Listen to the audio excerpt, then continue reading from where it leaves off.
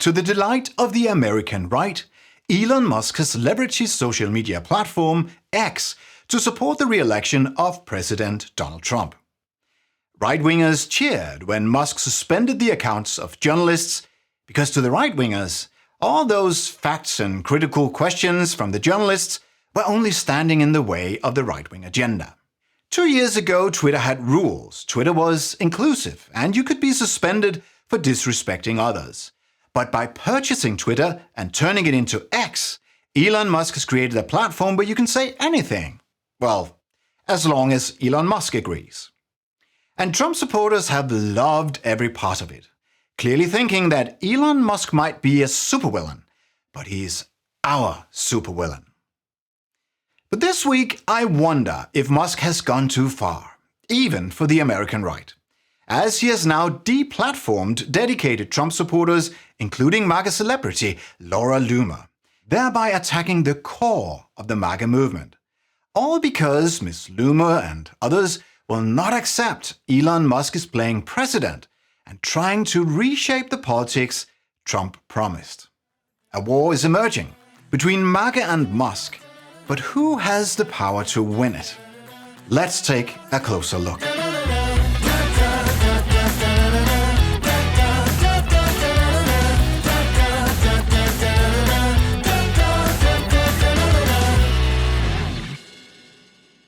For anyone who do not know, Laura Loomer is a very visible American political activist on the far right, where she has worked for extreme right-wing media like Rebel News and Alex Jones's InfoWars.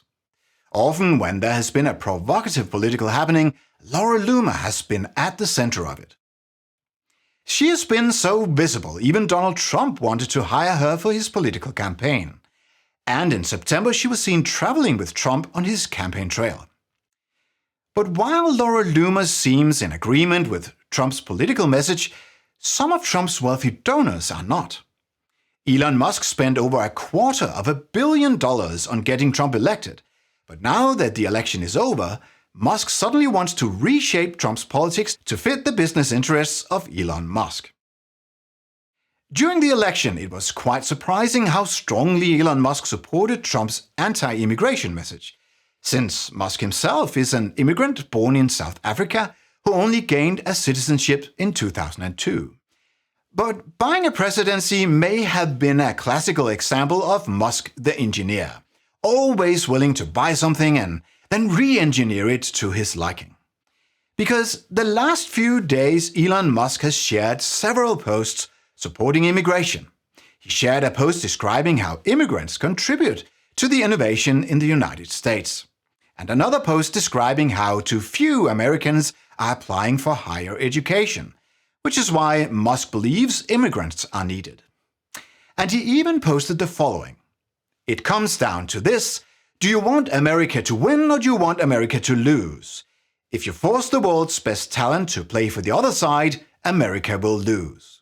To many voters, this may not sound controversial. After all, immigration is what built America, and facts about immigration are just facts. But Elon Musk's problem is he financed a political campaign which was not based on facts, and instead boiled an otherwise complex immigration debate down to the simplified message: immigration is bad. While this message brought the most extreme, most racist Americans on board the Trump train, the message is just not compatible with Elon's real political view that immigration is essential for business. So inevitably, this would lead to a clash between Musk and the MAGA voters. And to no surprise, the 100% anti-immigration activist Laura Loomer was at the forefront of the MAGA pushback.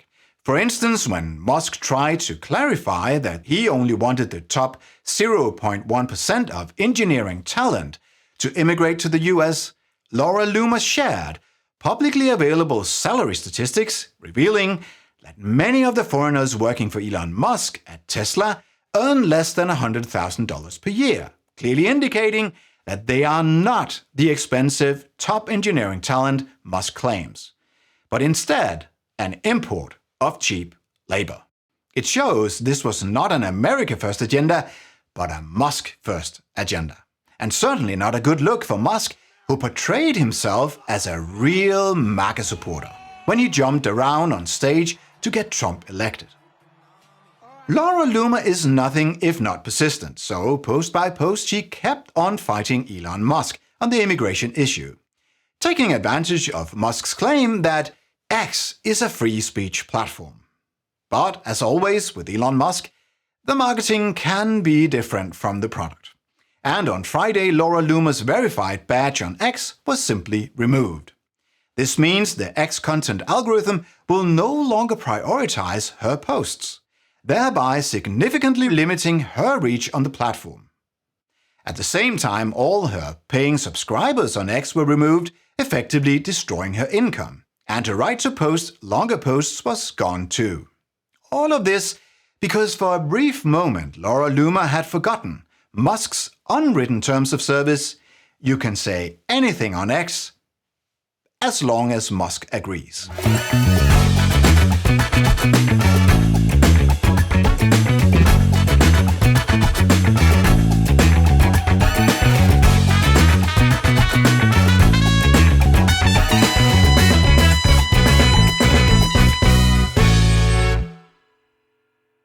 The conflict we're witnessing is much more than a quarrel between Musk and Loomer. And according to Conservative PAC Chairman Preston, Musk has removed the verified badges from more than 50 accounts on X. Accounts that support the Republican Party but just happen to disagree with Elon Musk on the subject of immigration. This is a testament to how divided the Republican Party really is. During the campaign, Trump's goal was to unite the three most significant groups of Republican voters. The religious conservatives. This group is about 23% of the party and includes politicians like Speaker of the House Mike Johnson. Then you have what I call the business conservatives. This is about 15% of the party. The group consists mainly of the most well-educated Republicans. This is where you find the business owners who want to profit from low taxes and deregulation, people like Vivek Ramaswamy, Peter Thiel, and Elon Musk. And finally, there's the populist right. This is the 23% who think of themselves as MAGA voters, more than they think of themselves as Republican. They are very loyal to Donald Trump and they are 100% anti-immigration. It is in this group you find politicians like Matt Gaetz and Marjorie Taylor Greene, and also activists such as Laura Loomer. These three groups have so many conflicting interests, it's a wonder they could win an election. But Trump is a salesman, and as long as he was campaigning, he could maintain the peace by filling every conference room with airy promises tailored to satisfy each specific group. The religious conservatives were told that Trump would turn America into a monoculture of white Christian nationalists. And the populist right was told that all their problems would go away as soon as Trump closed the border to prevent immigration. And at the same time, Trump told the business conservatives he would make all the right decisions to maximize their profits, which of course requires continued access to cheap foreign labor. This is how a serial panderer like Trump works. Everyone is promised that their agenda is exactly what the politician will deliver on. This is very effective, right until you get elected, and everyone realizes that they've been tricked with promises Trump will never be able to keep.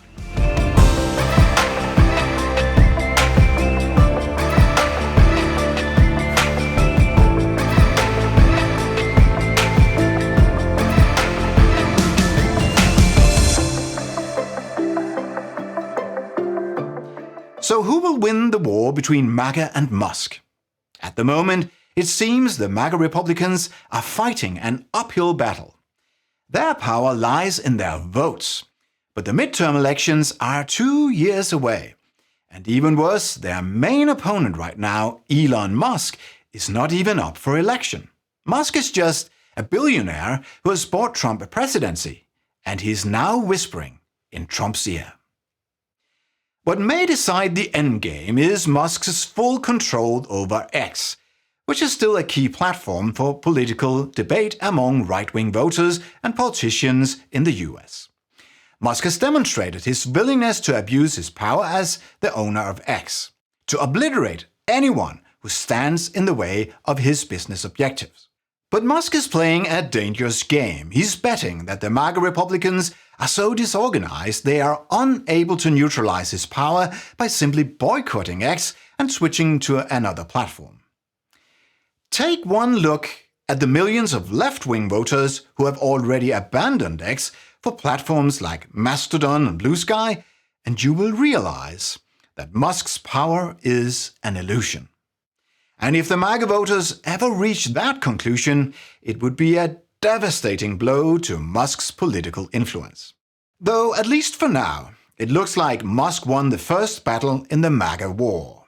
Trump has run an entire election campaign on being anti-immigration, but as soon as Musk disagreed, Trump immediately flipped on the issue. Talking to the New York Post about international work visas for highly skilled workers, the so-called H-1B visas, Trump said, "I have many H-1B visas on my properties. I've been a believer in H-1B. I have used it many times." Clearly, Musk's money talks while MAGA walks.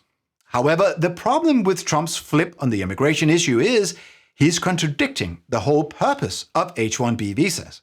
Because Trump runs a hospitality business with hotels and golf resorts where he hires ordinary workers, not the highly skilled scientists and engineers which the H-1B program was really meant for. A fact which only infuriated Laura Loomer and other MAGA activists even further, which indicates this war is far from over. Long term, I speculate that the real winner is neither MAGA nor Musk, but democracy itself. Because the American right has now been taught an important lesson. You may be tempted to celebrate when the powerful abuse their power to suppress your enemies, just like Elon Musk has done. But in celebrating this, you cheer for the day the same powerful people abuse their power to suppress you. Musk has made it clear that in his fight for his own business interests, he has no limits. In his own words, "I will go to war on this issue, the likes of which you cannot possibly comprehend."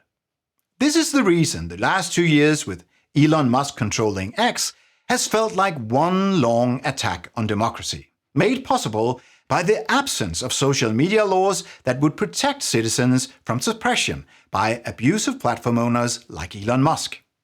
I truly hope this lesson can unite both sides of American politics on the important issue of defending freedom of speech.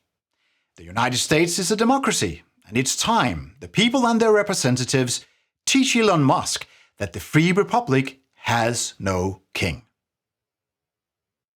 Normally this is how my show ends, and we would now fade to black.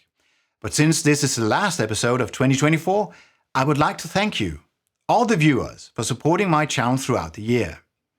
Because you hit the like button on my videos, the algorithm on YouTube showed my content to thousands of viewers, and all those views helped my channel get monetized. For that, I am truly grateful. And I look forward to presenting more positive, thought-provoking commentary in 2025. Happy New Year, everyone.